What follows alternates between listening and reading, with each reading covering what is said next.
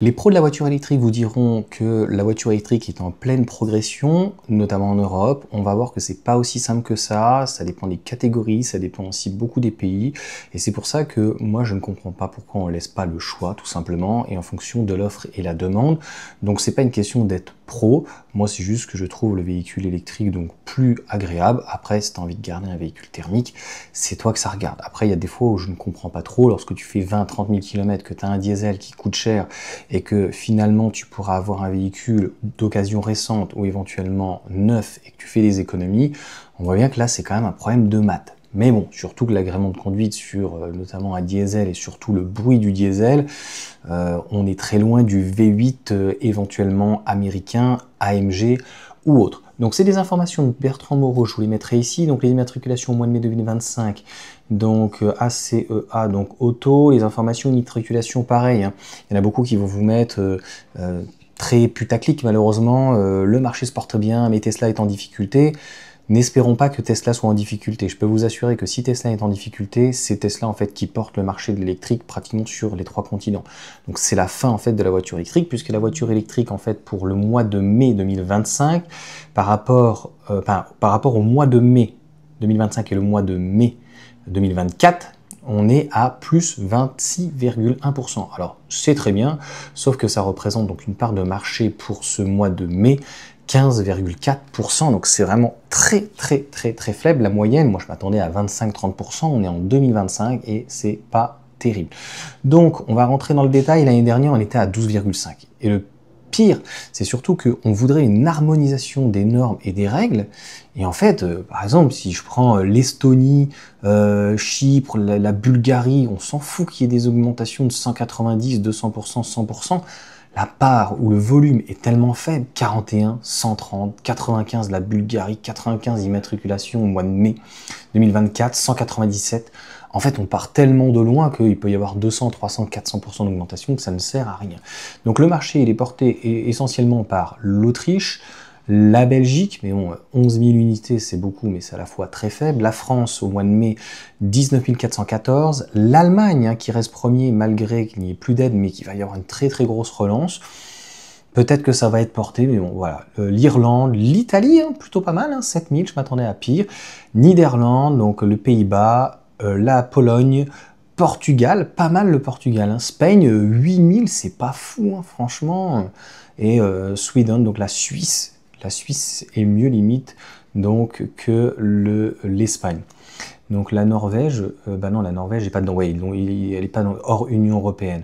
Donc l'Islande, la Suisse, et donc 13 000, c'est énorme hein, pour la Norvège par rapport au nombre d'habitants, je ne sais plus combien ils sont, 6, 8, 10 millions, donc c'est relativement faible.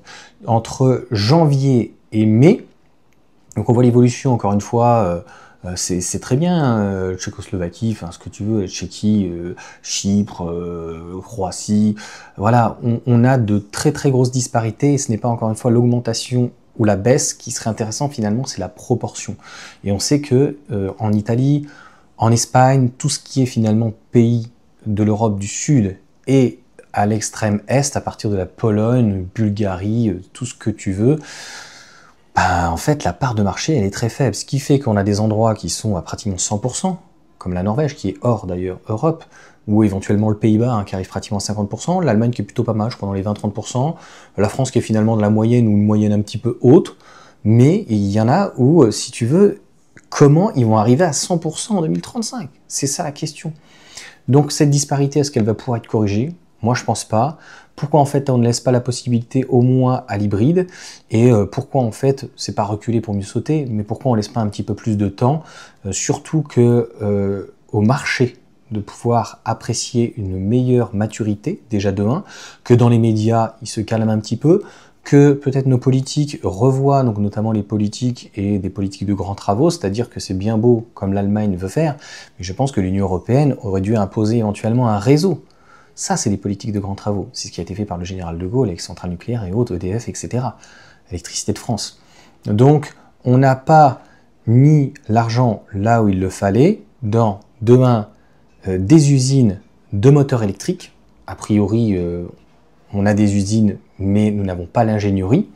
Nous n'avons pas d'usine et d'ingénierie au niveau des batteries, même si dans le Nord on en a 3, mais bon, ça reste extrêmement marginal.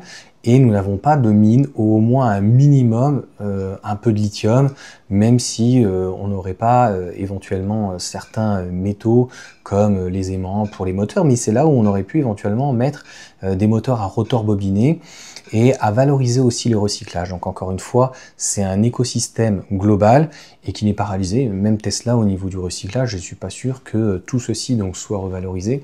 Donc c'est le reproche en tout cas qu'on peut faire à l'Union européenne et surtout donc toutes ces disparités qui, à mon sens, vont mener à la perte non pas de la voiture électrique, mais de toutes ces idéologies. Est-ce que c'est logique et est-ce qu'il ne faudrait pas tout simplement laisser le choix?